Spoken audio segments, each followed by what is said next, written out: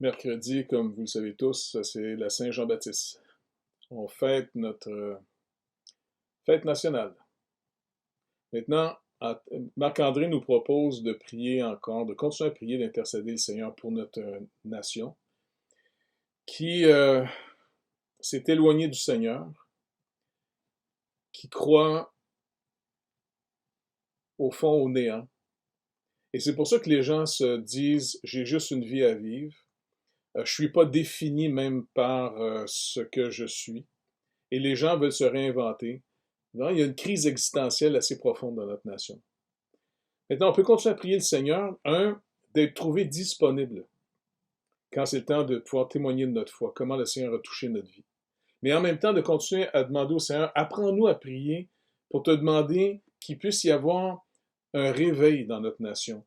Car le Seigneur Jésus-Christ a reçu le pouvoir de son Père, au fond, sur toutes les nations. C'est pour ça que les chrétiens ont été régulièrement persécutés au travers des siècles, spécialement au début, dans l'Empire romain, sur la simple déclaration que Jésus-Christ est le Seigneur des seigneurs, le roi des rois. Et ça a insécurisé énormément l'Empire romain, dont César et toute son administration. Et c'est pour ça que les chrétiens se faisaient persécuter. On demandait l'allégeance à César avant toute chose, parce que l'Empire commençait à se disloquer. Un empire, au fond, c'est un rassemblement de plusieurs peuples, de plusieurs sortes de croyances, et toute croyance va produire une éthique. Et c'est pour ça que Rome avait imposé sa paix sur la base de sa loi. Puis il y avait certaines bonnes choses là-dedans, sans problème, mais avec le temps, c'est devenu une bête. Et régulièrement, le pouvoir, et même en passant un pouvoir religieux comme l'Église, peut devenir aussi une bête. Au travers de l'histoire, on peut le voir arriver à toutes sortes de reprises. À la fin, c'est vrai qu'il va y avoir vraiment la bête, l'antéchrist, l'apostasie finale. Mais est-ce qu'on est là? Peut-être.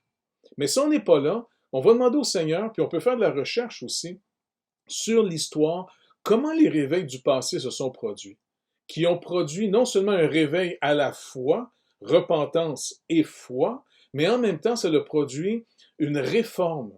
Les gens en venant à une nouvelle vie, à une espérance solide, eh bien, la loi de Dieu devient vivante dans notre cœur. Elle n'est pas astreignante, elle n'est pas dure. Au contraire, les commandements de Dieu ne sont pas pénibles pour ceux qui sont nés de nouveau et remplis de son esprit. Au contraire, la loi de Dieu développe, protège la liberté du péché, parce que le Seigneur nous a rachetés du péché. On est arraché des ténèbres pour être transféré dans le royaume de sa lumière, de son Fils, de la lumière de Christ. Bref, on peut vraiment s'encourager dans cette direction. D'abord, nous-mêmes, est-ce qu'on produit, sous l'effet du Saint-Esprit dans notre obéissance, le fruit de son œuvre en nous? La paix, la patience, l'amour, la joie, la reconnaissance. Nous, on est destinés à quelque chose d'absolument merveilleux, absolument d'incroyable. Mais pensez à tous ceux qui sont sans espoir, qui se sont donné juste cette réalité en ce moment. Ça peut être assez désespérant. Donc, continuons, on va prier et surtout demander à Dieu la sagesse. Montre-nous comment prier pour un réveil, une repentance et une foi en toi, Seigneur Jésus-Christ, qui peut changer complètement le cours de l'histoire de notre pays, vu qu'on va célébrer la Saint-Jean-Baptiste. Saint-Jean-Baptiste, celui qui a appelé Israël à la repentance. Voilà, que le Seigneur nous bénisse et qu'on puisse continuer. À bientôt tout le monde.